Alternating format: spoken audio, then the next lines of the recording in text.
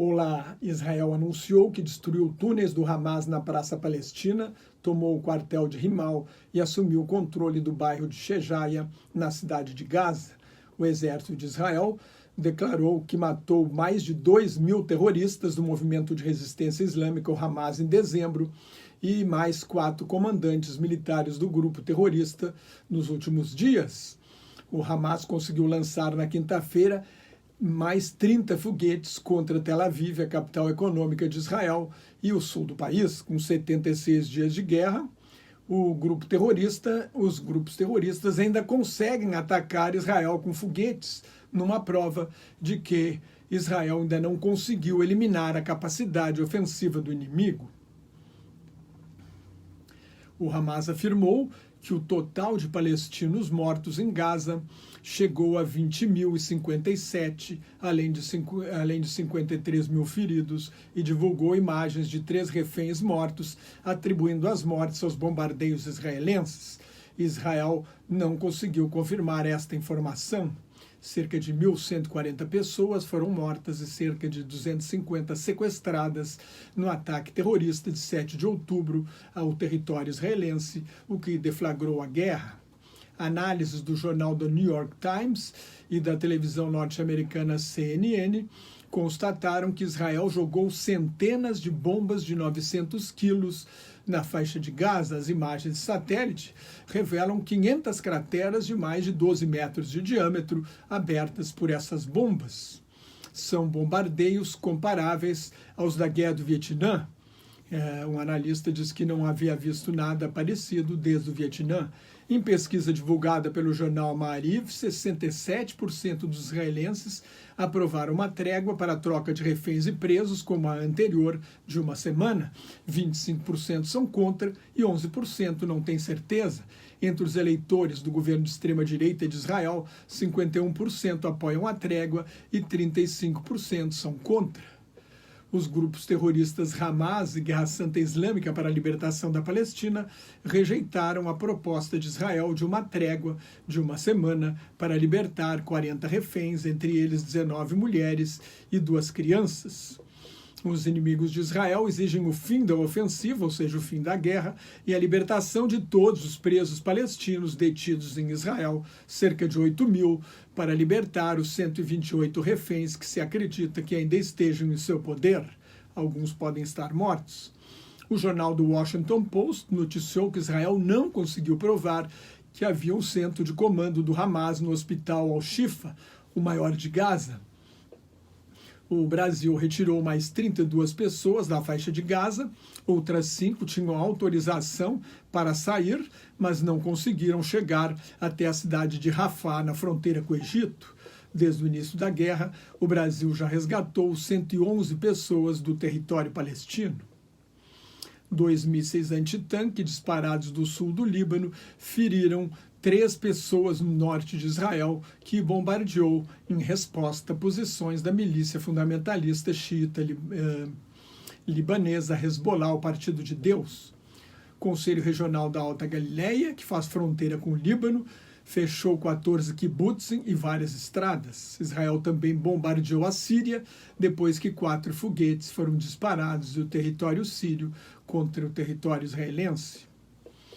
De 7 a 31 de outubro, as forças de defesa de Israel registraram 116 crimes cometidos por colonos israelenses contra palestinos na Cisjordânia ocupada. O presidente da França, Emmanuel Macron, considerou uma ameaça intolerável os ataques da milícia Houthi, que os Houthis são xiitas aiditas apoiados pelo Irã na guerra civil do Iêmen, estão atacando a navegação no Mar Vermelho. Mais de 20 países, liderados pelos Estados Unidos, prometeram garantir a segurança da navegação na rota por onde passam 12% do comércio internacional e 40% das exportações de petróleo. O ataque terrorista de 7 de outubro mostra a ameaça regional da rede de milícias financiadas e armadas pelo Irã, que inclui o Hamas, o Hezbollah, a Jihad Islâmica, os Houthis e os grupos armados que atacam bases militares dos Estados Unidos no Iraque e na Síria. A ajuda da ditadura teocrática dos ayatolás e da guarda revolucionária iraniana permitiu a esses grupos acumular um grande poder de fogo, equipamentos de alta tecnologia e montar uma máquina de propaganda para atacar e disseminar a mensagem. O assessor de segurança nacional de Israel, Tzat Hanegbi, é o primeiro membro do governo de Israel a admitir publicamente que a Autoridade Nacional Palestina pode assumir o controle da faixa de Gaza depois da derrota do Hamas, mas precisa passar por uma reformulação profunda e assumir o compromisso de educar as novas gerações de palestinos para a paz, em vez de incitá-los à violência contra Israel. A discussão em torno de Gaza no pós-guerra. O primeiro-ministro Netanyahu sempre alega que a autoridade palestina é uma ameaça tão grande a Israel quanto Hamas. Pelo quarto dia seguido, o Conselho de Segurança das Nações Unidas adiou a votação de um projeto de resolução apresentado pelos Emirados Árabes Unidos para evitar o veto dos Estados Unidos.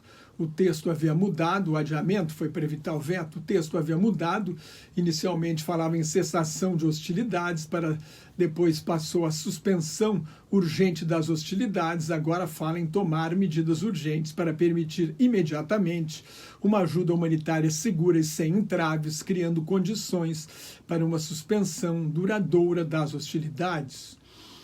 O projeto fala ainda em criar um mecanismo sob controle da ONU para coordenar a ajuda de emergência a Gaza.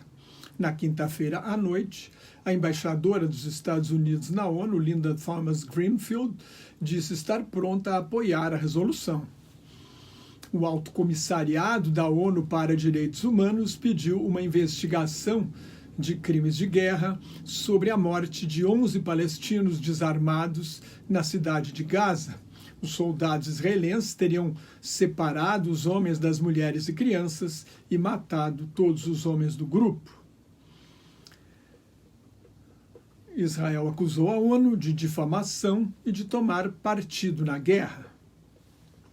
A organização não governamental Human Rights Watch, o Observatório dos Direitos Humanos, acusou as redes sociais Facebook e Instagram de censurar conteúdos pró-palestinos. Na opinião de Paul Rogers, professor de estudos de paz na Universidade de Bradford, na Inglaterra, Israel está perdendo a guerra. No discurso oficial de Israel, Hamas está cada vez mais fraco. Na verdade, argumenta o professor, é a doutrina da RIA, de uso de força em massa desproporcional, com destruição da infraestrutura civil, a doutrina usada pelas forças de defesa de Israel em guerras assimétricas contra grupos irregulares, que está fracassando. A reputação internacional de Israel despenca, com a morte de mais de 20 mil palestinos, ferimentos em mais de 53 mil, e a destruição da faixa de Gaza, com um impacto que pode durar décadas e encorajar jovens palestinos a se tornar voluntários do martírio e lutar ao lado do Hamas ou de qualquer outro grupo extremista que o substitua. Se Israel quer acabar com o Hamas, precisa dar ao povo palestino uma alternativa política melhor, observa o professor Robert Pape, da Universidade de Chicago. Isto exige a abertura de um caminho para a criação de uma pátria para o povo palestino, tudo que este governo de extrema-direita de Israel não quer. Mas a oposição entende que é a melhor solução. Em entrevista à revista saudita Majalla, o ex-primeiro-ministro e atual líder da oposição israelense, Yair Lapid, afirmou que nossa obrigação com as futuras gerações de palestinos e israelenses é criar condições para que possam conviver em paz lado a lado. A alternativa, eu sempre tenho dito aqui, é esta guerra sem fim com ameaça permanente de atentados terroristas contra Israel e contra judeus no mundo inteiro. O deputado Gilad Kariv, do movimento Paz Agora, entende que Israel deve trabalhar com a comunidade internacional, com os países signatários dos Acordos de Abraão, Emirados Árabes Unidos, Bahrein, Marrocos e Sudão, e grupos e palestinos moderados, sob a liderança da Autoridade Nacional Palestina, para criar uma nova realidade em Gaza. Israel não pode voltar a ocupar a faixa de Gaza e não há lugar para a expansão das colônias, acrescentou o deputado. Os países árabes têm um papel importante a desempenhar neste processo de paz, sustenta a professora Lina Khatib, da Escola de Estudos Orientais e Africanos da Universidade de Londres. Eu tenho dito que o desequilíbrio de forças nesta guerra se deve, entre outras razões, ao fato de que os palestinos não têm um Estado nacional e, assim, não têm um exército, como o povo judeu não tinha até a criação do Estado de Israel. Assim, cabe aos Estados árabes, aos países árabes, assumir este papel, se não no campo de batalha, que não vão assumir, né? A gente quer a paz, mas na mesa de negociações. Por enquanto, a Arábia Saudita, que negociava o reconhecimento de Israel, lidera um esforço diplomático para questionar a legalidade da guerra e a cobertura diplomática que os Estados Unidos dão a seu principal aliado no Oriente Médio. A observação é do professor Aziz Al-Ghashyan, da Universidade de Lancaster, na Inglaterra. Israel não conseguiu provar até agora, né? E aí eu volto ao argumento do professor Paul Rogers, Israel não conseguiu provar que havia um centro de controle e comando do Hamas, conforme noticiou o jornal Washington Post, como eu falei acima, eu falei há pouco. Israel não conseguiu localizar os reféns. Em 2 de dezembro, soldados israelenses foram alvo de uma emboscada do Hamas, em que 10 militares morreram, inclusive um coronel e 3 majores da Brigada Golani, uma tropa de elite, isso numa região do norte de Gaza, que Israel afirmava estar sob controle.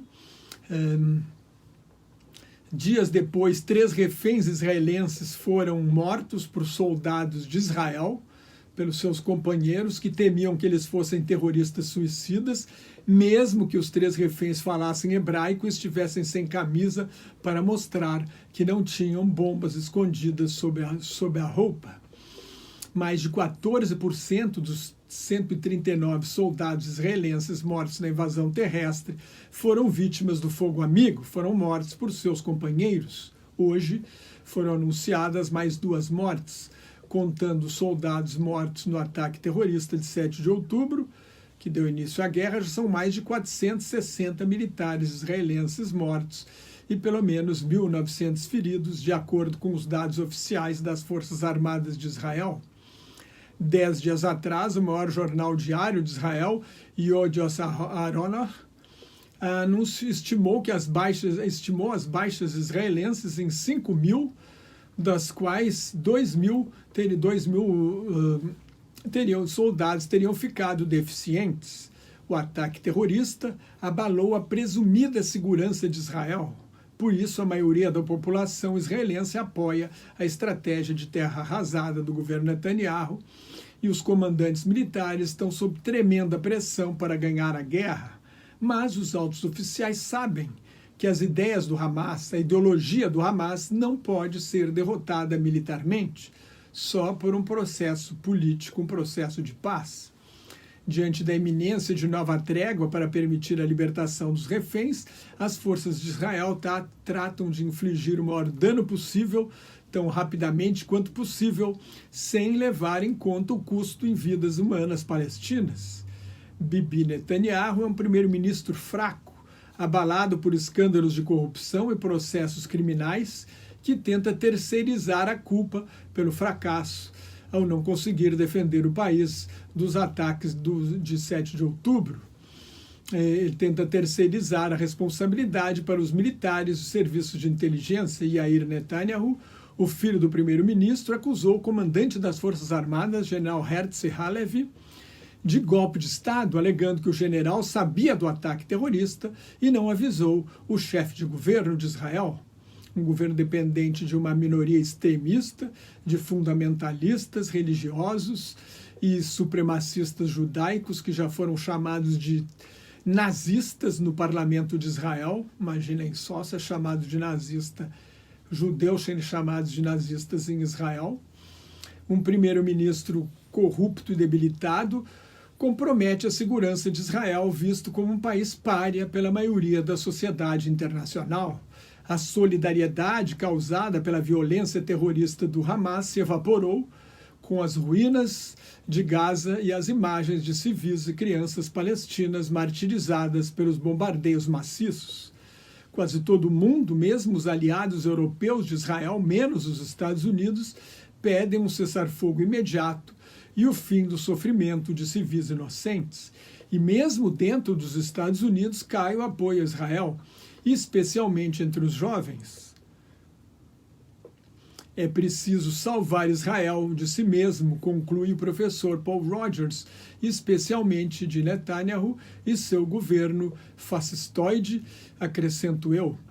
Só o presidente Joe Biden está em condições de fazer isso, de pressionar Israel, e será pressionado a não fazer isso pela direita do Partido Republicano, e especialmente pela direita hidrófoba que apoia o criminoso, golpista e neofascista Donald Trump, que outro dia usou uma expressão comparada aos discursos de Adolf Hitler ao acusar imigrantes de envenenarem o sangue dos Estados Unidos. Se você gostou, assine meu canal no YouTube, que é de graça, leia o meu blog, Globalização em Crise, me siga no Twitter, no Instagram, no Thread, no Facebook, onde colaboro com o Grupo Quarentena News. Muito obrigado pela sua atenção. Shalom, que é paz em hebraico. Salam aleikum, a paz esteja convosco em árabe. Até mais. Tchau.